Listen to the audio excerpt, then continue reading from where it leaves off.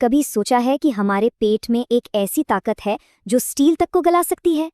या कि चेरनोबिल में एक ऐसा फंगस है जो रेडिएशन खाकर जिंदा रहता है? चलिए आज कुछ ऐसे ही हैरान कर देने वाले रहस्यों से पर्दा उठाते हैं जो शायद दुनिया को देखने का हमारा नजरिया ही बदल दे।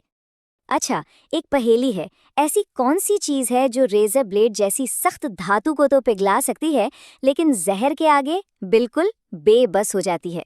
सुनने में थोड़ा अजीब लगता है ना, पर इसका जवाब कहीं बाहर नहीं, हमारे अपने शरीर के अंदर ही छिपा है। तो चलिए सबसे पहले इसी रहस्य को सुलझाते हैं। बात करते हैं हमारे शरीर की एक बहुत ही अजीबोगरीब लेकिन जबरदस्त सुपर पावर के बारे में। देखिए, हमारे पेट में होता है हाइड्रोक्लोरिक एसिड, और ये इतना पावरफुल होता है कि ये असल में धातु को भी गला सकता है। ऐसे कई मामले सामने आए हैं जहां गलती से निगली गई रेजर ब्लेड या छोटी मोटी ज्वेलरी जैसी चीजें पेट में जाकर धीरे धीरे घुल गई। है ना कमाल की बात? तो सवाल उठता है कि फिर जहर कैसे काम कर जाता है? इसका जवाब छिपा है हमारे शरीर के काम करने के तरीके में। होता ये है कि जहर और शराब जैसी चीजें पेट की दीवारों से सीधे मतलब डायरेक्ट खून में मिल जाती हैं। उन्हें पचने का टाइम ही नहीं मिलता। वहीं दूसरी तरफ खाना या धातु जैसी ठोस चीजें वो धीरे धीरे आंतों यानी इंटेस्टाइन्स में जाती हैं, जहां एसिड को उन्हें तोड़ने का पूरा मौका मिल जाता है। ये दिखाता है कि हमारा शरीर कितनी स्मार्ट और अनोखी मशीन है। तो शरीर की इस कमाल की दुनिया से बाहर निकलते हैं और अब चलते हैं प्रकृति के एक और बड़े चमत्कार की तरफ। क्या एक मामूली सा फंगस किसी न्यूक्लियर तबाही के असर को पलट सकता है? ये सुनने में किसी साइंस फिक्शन फिल्म की कहानी जैसा लगता है, पर सच तो ये है कि चेरनोबिल में कुछ ऐसा ही हो रहा है। चेरनोबिल, जहां वो भयानक न्यूक्लियर हादसा हुआ था, वहां वैज्ञानिकों को एक ऐसा फंगस मिला है जो रेडिएशन को अपनी एनर्जी के लिए इस्तेमाल करता है। इस प्रोसेस को कहते हैं रेडियोसिंथेसिस। मतलब ये फंगस खतरनाक गामा रेडिएशन को अपने लिए खाने में बदल लेता है। इसे ऐसे समझिए जैसे पौधे सूरज की रोशनी से फोटोसिंथेसिस करके अपना खाना बनाते हैं, ठीक वैसे ही ये फंगस सूरज की रोशनी की जगह रेडिएशन का इस्तेमाल करता है।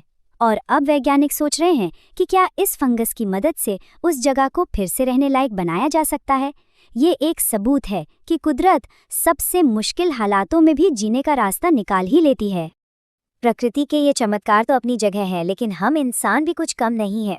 चलिए देखते हैं कि इंसानी दिमाग और टेक्नोलॉजी हमें कहाँ तक ले जा सकती है, और हाँ, उसकी कीमत क्या होती है। अंदाजा लगाइए, स्पेस में इस्तेमाल होने वाले एक टॉयलेट की कीमत कितनी होगी। नासा का यूनिवर्सल वेस्ट मैनेजमेंट सिस्टम, इसकी लागत है $23 मिलियन, यानी लगभग 200 करोड़ रुपए। जी हाँ, सिर्फ एक टॉयलेट के लिए जो जीरो ग्रेविटी में काम कर सके। पर रुकिए, बात यहीं खत्म नहीं होती। नासा का एक और मिशन है, Mars sample return mission.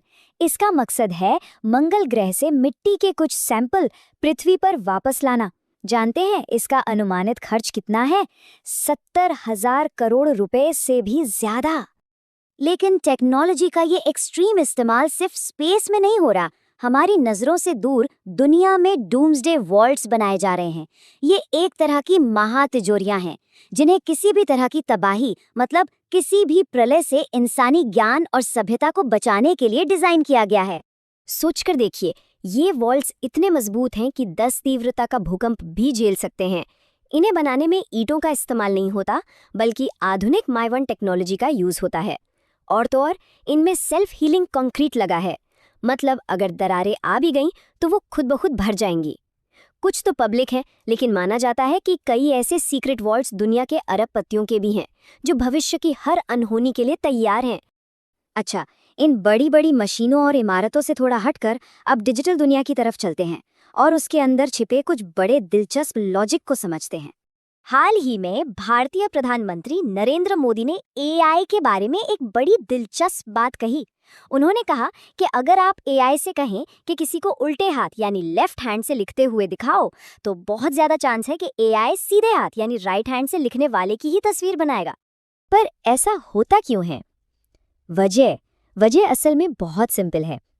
AI model सीखते हैं इंटरनेट पर मौजूद डेटा से, और क्योंकि दुनिया में लगभग 90% लोग राइट हैंडेड हैं, तो जाहिर है इंटरनेट पर ज्यादातर तस्वीरें और डेटा उन्हीं का है। तो एआई बेचारा वही दोहराता है जो उसे सबसे ज़्यादा दिखाया और सिखाया जाता है। ये डेटा का जो असंतुलन है वही एआई के नतीजों में दिखता है। ये एआई की कोई गलती नहीं, बल्कि उस डेटा की सच्चाई है जिस पर वो पला बड़ा है।